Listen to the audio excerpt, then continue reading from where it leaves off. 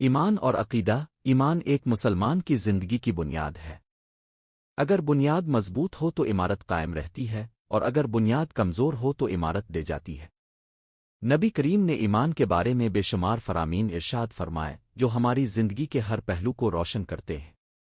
ایمان صرف زبان سے کلمہ پڑھنے کا نام نہیں بلکہ دل میں یقین اور عمل سے ثابت کرنے کا نام ہے۔ رسول اللہ نے فرمایا، ایمان یہ ہے کہ تم اللہ پر ایمان لاؤ، اس کے فرشتوں پر، اس کی کتابوں پر، اس کے رسولوں پر، آخرت کے دن پر، اور تقدیر پر، چاہے وہ اچھی ہو یا بری۔ صحیح مسلم۔ یہ حدیث ایمان کی 6 بنیادی شاخوں کو واضح کرتی ہے۔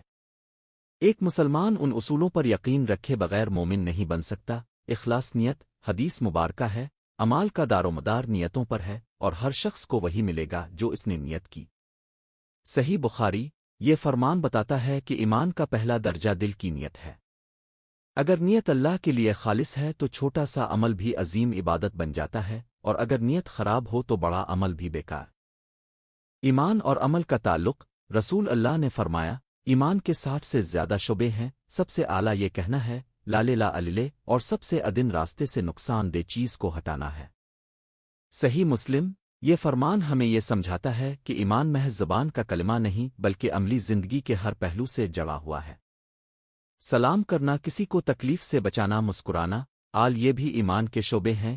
ایمان کی مٹھاس۔ اپنے فرمایا، جس شخص میں 3 چیزیں ہوں اس نے ایمان کی مٹھاس کو پا لیا۔ 1 اللہ اور اس کے رسول اس کے نزدیک سب سے محبوب ہوں۔ 2 وہ کسی کو صرف اللہ کے لیے محبت کرے۔ 3 وہ کفر میں لوٹنے کو ایسے ناپسند کرے جیسے آگ میں ڈالے جانے کو ناپسند کرتا ہے۔ صحیح بخاری و مسلم۔ یہ حدیث ایمان کے روحانی ذائقے کی بات کرتی ہے۔ ایمان کی مٹھاس وہی چکھتا ہے جو دل سے اللہ اور اس کے رسول کو سب سے زیادہ چاہتا ہے۔ نفاق سے بچاؤ۔ نبی کریم نے فرمایا، منافق کی 3 نشانیاں ہیں، جب بات کرے تو جھوٹ بولے، جب وعدہ کرے تو خلاف ورزی کرے، اور جب اس کے پاس امانت رکھی جائے تو خیانت کرے۔ صحیح بخاری و مسلم۔ یہ فرمان ایمان کے دشمن یعنی نفاق کو واضح کرتا ہے۔ ایک مومن کی پہچان سچائی، وعدے کی پاسداری اور امانت داری ہے۔ ایمان میں اضافہ اور کمی۔ رسول اللہ نے فرمایا، جب بندہ گناہ کرتا ہے تو اس کے دل پر ایک سیاہ دھبا لگ جاتا ہے۔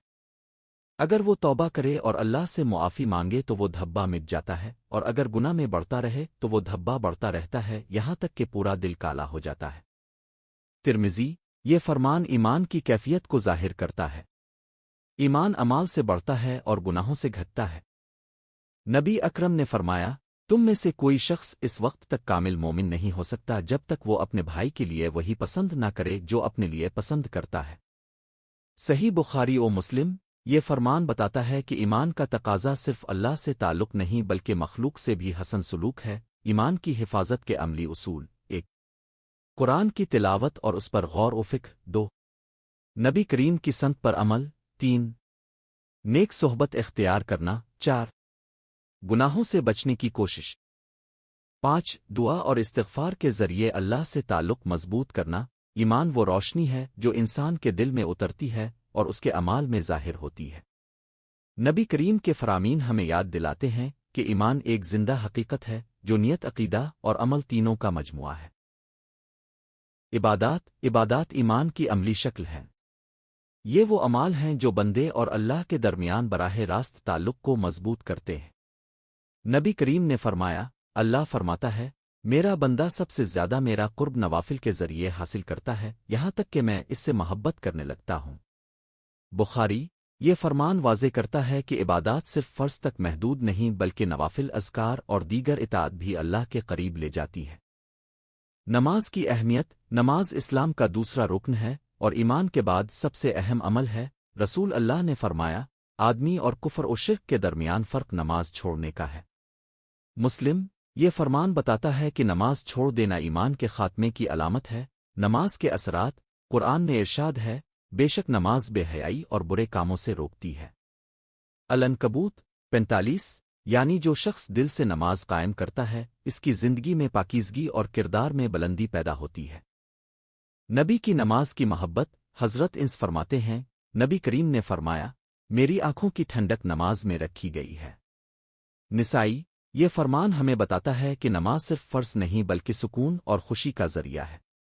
روزہ اور تقو روزہ بندے کو ضبط نفس اور اللہ کی رضا کی طرف لے جاتا ہے۔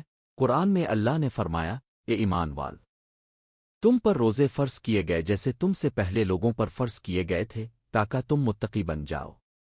البقرہ 183۔ روزے کا انعام رسول اللہ نے فرمایا، روزہ میری ہی خاطر ہے اور میں ہی اس کا بدلہ دوں گا۔ بخاری و مسلم۔ یہ حدیث بتاتی ہے کہ روزہ اللہ اور بندے کے درمیان ایک خفیہ عبادت ہے جس کا اجر خود اللہ دیتا ہے۔ روزے کی حکمتیں: 1 تقو پیدا کرنا، 2 نفس پر قابو پانا، 3 بھوکوں اور مسکینوں کا احساس پیدا کرنا، 4 جسم کی طہارت اور روح کی تربیت۔ ذکو اور صدقہ ذکو اسلام کا تیسرا رکن ہے۔ یہ مالداروں کے مال کو پاک کرتی ہے اور ضرورت مندوں کی مدد کا ذریعہ ہے۔ رسول اللہ نے فرمایا، جو شخص اپنے مال کی ذکو ادا نہیں کرتا، قیامت کے دن اس کا مال ایک سانپ بن کر اس کے گلے میں لپٹ جائے گا۔ بخاری۔ صدقہ کی فضیلت آپ نے فرمایا، صدقہ بلاؤں کو دور کرتا ہے اور عمر میں برکت دیتا ہے۔ بیاقی، صدقہ دینا صرف مالی فائدہ نہیں بلکہ روحانی تحفظ بھی ہے۔ عملی مثال: حضرت ابو ہریرہ روایت کرتے ہیں کہ ایک شخص نے نبی سے پوچھا، سب سے بہترین صدقہ کون سا ہے؟ آپ نے فرمایا، وہ جو تم صحت مند ہو، لالچ رکھتے ہو، غنا کی امید رکھتے ہو اور فقر سے ڈرتے ہو۔ بخاری و مسلم۔ حج اور قربانی حج اسلام کا 5واں رکن ہے۔ رسول اللہ نے فرمایا، جو شخص حج کرے اور اس دوران نہ فحش بات کرے اور نہ گناہ کرے، وہ گناہوں سے ایسے پاک ہو کر لوٹتا ہے جیسے آج ہی ماں کے پیٹ سے پیدا ہوا ہو۔ بخاری و مسلم۔ حج کے اثرات: تقو اور صبر کی تربیت، امت مسلمہ کا اتحاد، دنیاوی تفاخر کا خاتمہ، اللہ کی مغفرت کا وعدہ۔ قربانی کا فلسفہ: آپ نے فرمایا، قربانی کے دن آدمی کا سب سے محبوب عمل اللہ کے ہاں جانور کا خون بہانا ہے۔ ترمذی۔ قربانی ہمیں حضرت ابراہیم اور حضرت اسماعیل کی سنت یاد دلاتی ہے۔ نوافل اور اذکار فرائض کے بعد نوافل ایمان کو مضبوط کرتے ہیں۔ آپ نے فرمایا، قیامت کے دن سب سے پہلے بندے سے نماز کا حساب لیا جائے گا، اگر وہ درست ہوئی تو باقی اعمال بھی درست ہوں گے۔ ترمذی۔ اسی لیے نفل نمازیں جیسے تہجد، اشراق اور چاشت ایمان کو جنلا بخشتی ہیں۔ اذکار کی اہمیت: نبی کریم نے فرمایا، جو شخص ایک دن میں 100 مرتبہ سبحان اللہ و بحمدہ کہے، اس کے گناہ مٹا دیے جاتے ہیں، چاہے وہ سمندر کی جھاگ کے برابر ہوں۔ بخاری و مسلم۔ عبادات ایمان کا عملی ثبوت ہے۔ نماز دل کو سکون دیتی ہے، روزہ تقو پیدا کرتا ہے، ذکو معاشرتی انصاف قائم کرتی ہے، حج گناہوں کو دھو دیتا ہے اور نوافل و اذکار ایمان کو جنلا بخشتے ہیں۔ نبی کریم کے فرامین ہمیں یہ سکھاتے ہیں کہ عبادات محض رسم نہیں بلکہ اللہ کے قرب کا سب سے بڑا ذریعہ ہے۔ اخلاق حسنہ: اسلام صرف عبادات کا دین نہیں بلکہ مکمل ضابط حیات ہے۔ نبی کریم نے فرمایا، مجھے اچھے اخلاق کی تکمیل کے لیے بھیجا گیا ہے۔ موتا امام مالک۔ یعنی رسالت محمدی کا مقصد صرف شریعت کے قوانین دینا نہیں بلکہ انسان کے اخلاق کو اعلیٰ درجے تک پہنچانا ہے۔ اگر ایک مسلمان عبادات تو کرے لیکن اخلاق میں کمی ہو تو اس کا دین ادھورا رہ جاتا ہے۔ اچھے اخلاق کی فضیلت: رسول اللہ نے فرمایا، قیامت کے دن مومن کے نامہ اعمال میں سب سے زیادہ وزنی چیز اچھا اخلاق ہوگا۔ ابو داؤد۔ یہ فرمان بتاتا ہے کہ اچھا اخلاق عبادات کے برابر بلکہ بعض اوقات اس سے بھی زیادہ وزن رکھتا ہے۔ حضرت عائشہ رضی اللہ عنہا فرماتی ہیں، نبی کا اخلاق قرآن تھا۔ مسند احمد۔ یعنی اب کی عملی زندگی قرآن کی چلتی پھرتی تفسیر تھی۔ نرم دلی اور شفقت: نبی کریم نے فرمایا، رحم کرنے والوں پر رحمان رحم کرتا ہے، زمین والوں پر رحم کرو، آسمان والا تم پر رحم کرے گا۔ ترمذی۔ یہ فرمان واضح کرتا ہے کہ مومن کا دل سخت نہیں بلکہ نرم اور شفیق ہوتا ہے، اپنے بچوں، عورتوں، یتیموں اور یہاں تک کہ جانوروں کے ساتھ بھی نرمی اور شفقت کا برتاؤ کیا۔ واقعہ: ایک مرتبہ ایک صحابی نے پرندے کے گھونسلے سے اس کے بچے اٹھا لیے۔ پرندہ پریشانی سے اڑ رہا تھا۔ نبی نے فرمایا، کس نے اس پرندے کو اس کے بچوں کے ساتھ تکلیف دی ہے؟ انہیں واپس رکھ دو۔ ابو داؤد۔ یہ مثال دکھاتی ہے کہ اسلام میں جانوروں تک کے ساتھ رحم کا حکم ہے۔ صدق اور امانت: نبی کا سب سے مشہور لقب الصادق الامین تھا۔ آپ نے فرمایا، سچائی نیکی کی طرف لے جاتی ہے اور نیکی جنت کی طرف، اور جھوٹ فجور کی طرف لے جاتا ہے اور فجور جہنم کی طرف۔ بخاری و مسلم۔ عملی تعلیم: وعدہ پورا کرنا: امانت واپس لوٹانا، معاملات میں دیانتداری، اپنے فرمایا جس نے دھوکہ دیا وہ ہم میں سے نہیں۔ مسلم۔ صبر و شکر، رسول اللہ نے فرمایا مومن کا معاملہ عجیب ہے، اس کا ہر حال اس کے لیے خیر ہے۔ اگر خوشی ملے تو شکر کرتا ہے اور یہ اس کے حق میں خیر ہے، اگر تکلیف پہنچے تو صبر کرتا ہے اور یہ بھی اس کے لیے خیر ہے۔ مسلم۔ یہ فرمان بتاتا ہے کہ مومن خوشی اور غم دونوں میں اللہ کے قریب ہوتا ہے، حسن سلوک والدین کے ساتھ۔ قرآن میں ارشاد ہے اور ہم نے انسان کو حکم دیا کہ اپنے والدین کے ساتھ نیکی کرے۔ العنکبوت 8۔ نبی نے فرمایا اللہ کی رضا والد کی رضا میں ہے اور اللہ کی ناراضی والد کی ناراضی میں ہے۔ ترمذی۔ واقعہ، ایک صحابی جہاد کے لیے حاضر ہوئے۔ آپ نے پوچھا کیا تمہارے والدین زندہ ہیں؟ انہوں نے کہا جی ہاں۔ آپ نے فرمایا پھر واپس جاؤ اور ان کی خدمت میں جہاد کرو۔ بخاری۔ صلہ رحمی، رشتہ داروں کے حقوق۔ آپ نے فرمایا جو چاہتا ہے کہ اس کی عمر میں برکت ہو اور رزق میں کشادگی ہو تو وہ صلہ رحمی کرے۔ بخاری و مسلم۔ صلہ رحمی کا مطلب ہے رشتہ داروں کے ساتھ تعلق قائم رکھنا چاہے وہ تعلق توڑ دیں۔ غصے پر قابو، رسول اللہ نے فرمایا طاقتور وہ نہیں جو کشتی میں غالب آ جائے بلکہ طاقتور وہ ہے جو غصے کے وقت اپنے نفس پر قابو رکھے۔ بخاری و مسلم۔ علاج، وضو کرنا، جگہ بدل لینا، خاموش رہنا، عفو و درگزر۔ آپ نے فرمایا جو شخص معاف کرتا ہے اللہ اس کی عزت بڑھا دیتا ہے۔ مسلم۔ نبی کریم نے اپنے دشمنوں کو بھی معاف کر دیا۔ مکہ کی فتح کے موقع پر آپ نے فرمایا آج تم پر کوئی گرفت نہیں، جاؤ تم سب آزاد ہو۔ خدمت خلق، رسول اللہ نے فرمایا لوگوں میں سب سے بہتر وہ ہے جو لوگوں کو سب سے زیادہ فائدہ پہنچائے۔ تبرانی۔ یعنی اچھا مسلمان صرف اپنی فکر نہیں کرتا بلکہ دوسروں کے فائدے اور بھلائی کے لیے جیتا ہے۔ مسکراہٹ اور خوش اخلاقی، آپ نے فرمایا تمہارا اپنے بھائی کے لیے مسکرانا بھی صدقہ ہے۔ ترمذی۔ یہ فرمان چھوٹی سی چیز کو بھی عظیم نیکی قرار دیتا ہے۔ اخلاق حسنہ دراصل ایمان کا حسن ہے۔ نبی کریم کے فرامین ہمیں یہ سکھاتے ہیں کہ عبادت کے ساتھ اخلاق کی تکمیل ضروری ہے۔ رحم دلی، سچائی، صبر، والدین کی خدمت، رشتہ داری نبھانا، غصے پر قابو پانا، معاف کرنا اور خدمت خلق آل یہ ایمان کی حقیقت ہے۔ معاشرتی حقوق۔ اسلام کا ایک بڑا کمال یہ ہے کہ اس نے نہ صرف اللہ تعالیٰ کے حقوق بیان کیے بلکہ مخلوق کے حقوق کو بھی بڑی وضاحت کے ساتھ بیان کیا۔ نبی کریم کے فرامین سے ہمیں پتہ چلتا ہے کہ کوئی شخص کامل مومن اس وقت تک نہیں بن سکتا جب تک وہ دوسروں کے ساتھ انصاف، محبت اور خیرخواہی نہ کرے۔ آپ نے فرمایا مسلمان وہ ہے جس کی زبان اور ہاتھ سے دوسرے مسلمان محفوظ رہیں۔ بخاری و مسلم۔ یہ فرمان بنیادی اصول ہے کہ ایک مسلمان دوسرے کے لیے اذیت کا سبب نہیں بلکہ امن و سکون کا ذریعہ ہونا چاہیے۔ ہمسایوں کے حقوق۔ نبی کریم نے فرمایا جبرائیل مجھے مسلسل ہمسائے کے حقوق کی وصیت کرتے رہے یہاں تک کہ میں نے گمان کیا کہ وہ اسے وراثت میں شریک کر دیں گے۔ بخاری و مسلم۔ عملی تقاضے۔ ہمسائے کو تکلیف نہ دینا، بھوک میں اس کے ساتھ شریک ہونا، سلام اور خیرسگالی کا مظاہرہ کرنا، اس کی عزت اور گھر کا خیال رکھنا۔ آپ نے فرمایا وہ شخص ایمان والا نہیں جو خود تو پیٹ بھر کر کھائے اور اس کا پڑوسی بھوکا رہے۔ مسند احمد۔ یتیموں اور مسکینوں کے حقوق۔ قرآن میں اللہ تعالیٰ نے فرمایا اور یتیم کو دھتکارو نہیں اور مسکین کو مت جھڑکو۔ الزہ 9:10۔ نبی نے فرمایا میں اور یتیم کی کفالت کرنے والا جنت میں یوں قریب ہوں گے جیسے یہ دونوں انگلیاں۔ بخاری۔ سبق۔ یتیموں اور غریبوں کا خیال رکھنا صرف صدقہ نہیں بلکہ جنت کی ضمانت کا ذریعہ ہے۔ خواتین کے حقوق۔ اسلام نے عورت کو عزت، مقام اور تحفظ عطا کیا۔ نبی نے فرمایا تم میں سب سے بہتر وہ ہے جو اپنے گھر والوں کے حق میں بہتر ہو اور میں تم سب سے بہتر ہوں اپنے گھر والوں کے حق میں۔ ترمذی۔ تعلیمات۔ عورت پر ظلم حرام ہے، بیوی کے ساتھ محبت اور نرمی، بیٹیوں کی پرورش باعث رحمت، ماں کے قدموں تلے جنت۔ ایک صحابی نے پوچھا رسول اللہ سب سے زیادہ حق کس کا ہے؟ آپ نے فرمایا تمہاری ماں کا۔ پھر دوبارہ پوچھا تو فرمایا تمہاری ماں کا۔ تیسری بار پوچھا تو فرمایا تمہاری ماں کا۔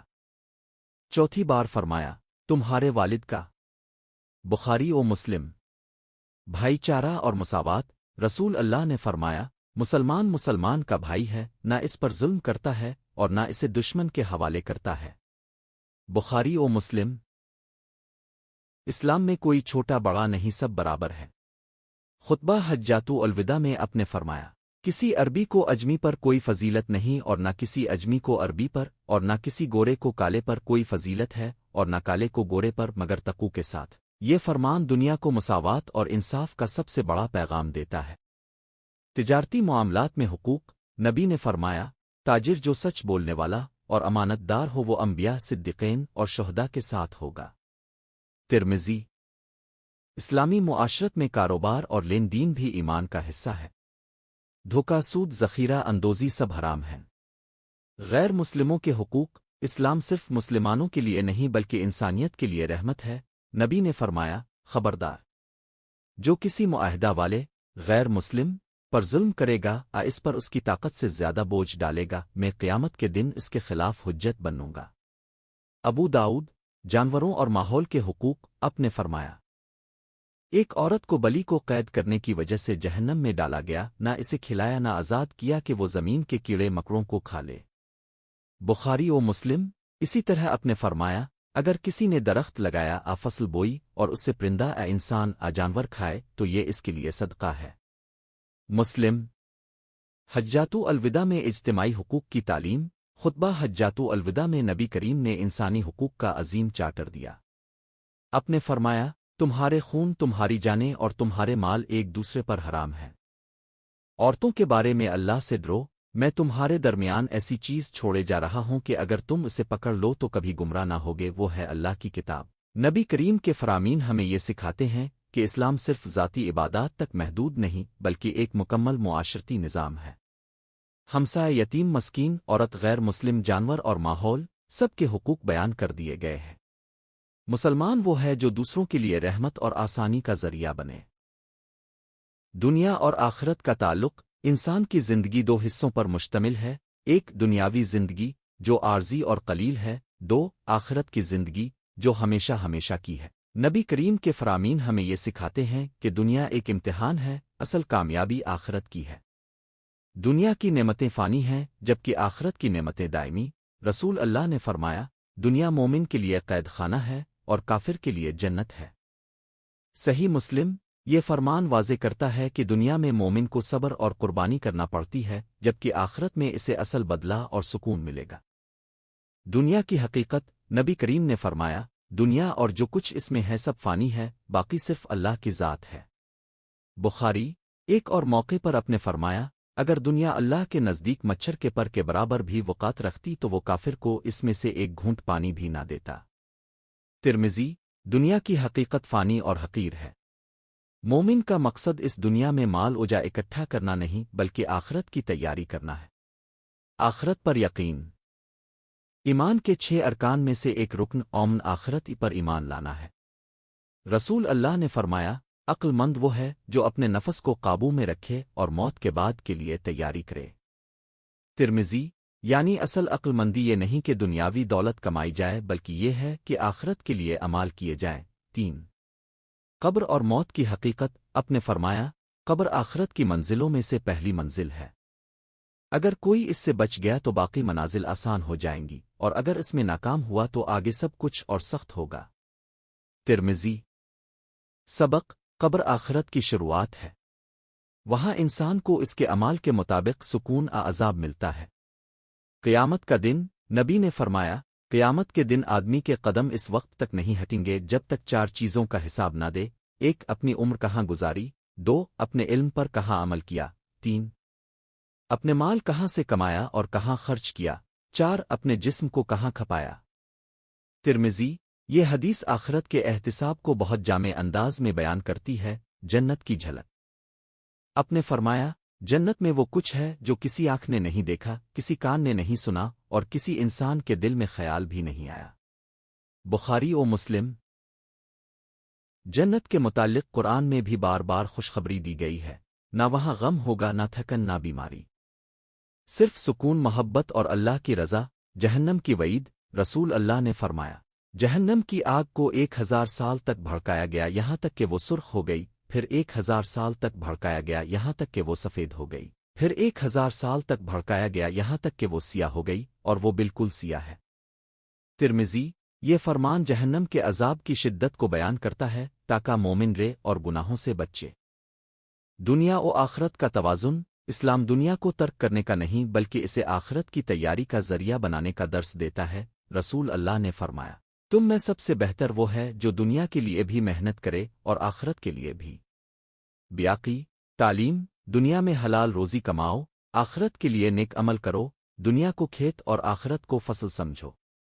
عملی ہدایات: 1، دنیا کی فانی چیزوں کو اصل مقصد نہ بناؤ۔ 2، ہر عمل میں آخرت کو یاد رکھو۔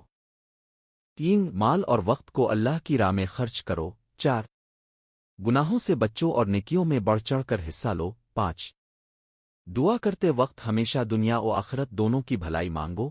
قرآن کی دعا: اے ہمارے رب، ہمیں دنیا میں بھی بھلائی دے اور آخرت میں بھی بھلائی عطا فرما اور ہمیں آگ کے عذاب سے بچا۔ البقرہ 201۔ دنیا عارضی ہے، آخرت ابدی۔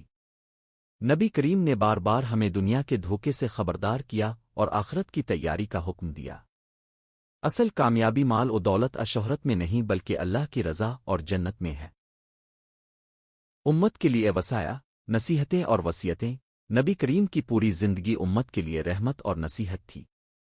اپنی زبان مبارک سے جو بھی فرمایا وہ قیامت تک آنے والے انسانوں کے لیے ہدایت ہے۔ خاص طور پر آخری ایام میں اور اہم مواقع پر اپنے جو وصیتیں فرمائیں وہ امت کی رہنمائی کے لیے چراغ ہیں۔ تقوی کی وصیت: رسول اللہ اکثر صحابہ کو نصیحت کرتے ہوئے فرماتے، میں تمہیں اللہ سے ڈرنے کی وصیت کرتا ہوں کیونکہ تقوی تمام بھلائیوں کا مجموعہ ہے۔ ابن ماجہ۔ تقوی ہر حالت میں اللہ کو یاد رکھنا ہے، دل، زبان اور عمل سب کو اللہ کی رضا کے تابع کرنا ہی تقوی ہے۔ قرآن کو مضبوطی سے تھامنا۔ خطبہ حجۃ الوداع میں اپنے فرمایا، میں تمہارے درمیان ایسی چیز چھوڑ رہا ہوں کہ اگر تم اسے مضبوطی سے تھامے رہو گے تو کبھی گمراہ نہ ہوگے، اور وہ ہے اللہ کی کتاب۔ مسلم۔ امت کے لیے سب سے بڑی وصیت قرآن ہے۔ یہ زندگی کا دستور ہے، اسے پڑھنا، سمجھنا اور اس پر عمل کرنا اصل کامیابی ہے۔ نماز کی وصیت: نبی نے آخری وقتوں میں بار بار فرمایا، نماز اور اپنے زیر دست لوگوں کے بارے میں اللہ سے ڈرو۔ ابو داؤد۔ نماز دین کا ستون ہے، آخری لمحے میں بھی سب سے اہم وصیت نماز تھی جو اس کی اہمیت پر دلیل ہے۔ عورتوں کے ساتھ حسن سلوک: اپنے فرمایا، عورتوں کے بارے میں اللہ سے ڈرو، تم نے انہیں اللہ کی امانت کے طور پر لیا ہے۔ مسلم۔ عورت کے حقوق ادا کرنا ایمان کا حصہ ہے، عورت پر ظلم کرنا اللہ کے غضب کا سبب ہے۔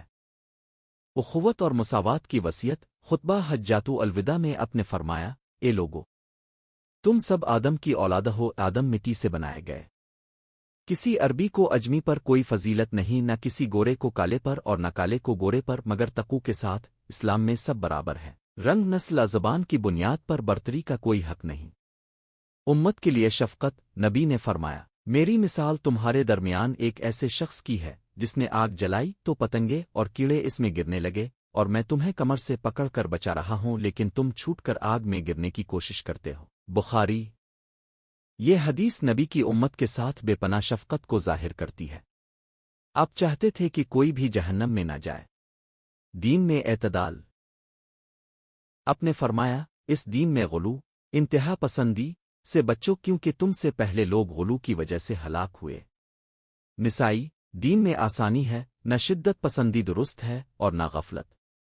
والدین کے ساتھ حسن سلوک: اپنے بار بار فرمایا، ماں باپ کے ساتھ اچھا سلوک کرو۔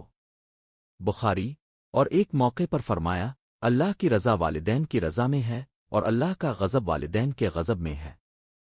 ترمذی۔ والدین کی خدمت جنت کا راستہ ہے۔ نافرمانی سب سے بڑا گناہ ہے۔ امانت اور عدل کی وصیت: رسول اللہ نے فرمایا، جب کوئی شخص کسی چیز کی ذمہ داری لے اور اس میں خیانت کرے تو وہ قیامت کے دن رسوا ہوگا۔ بخاری۔ امانت داری ایمان کا حصہ ہے، عدل کے بغیر کوئی معاشرہ قائم نہیں رہ سکتا۔ آخری کلمات: نبی کریم کے دنیا سے پردہ فرمانے کے وقت اب کے لبوں پر یہ کلمات تھے، الرفیق العلی، اعلیٰ رفیق کے پاس جانا۔ بخاری۔ یہ الفاظ امت کے لیے سبق ہیں کہ سب سے بڑی آرزو اللہ کے قرب کی ہونی چاہیے۔ نبی کریم کی وصیتیں امت کے لیے رہنمائی کا خزانہ ہیں۔ تقوی، قرآن سے وابستگی، نماز کی حفاظت، عورتوں اور کمزوروں کے حقوق، اخوت اور مساوات، والدین کی خدمت، اعتدال اور امانت داری، یہ سب وسائل مل کر ایک ایسا نظام بناتے ہیں جس پر عمل کر کے دنیا بھی سنورتی ہے اور آخرت بھی کامیاب ہو جاتی ہے۔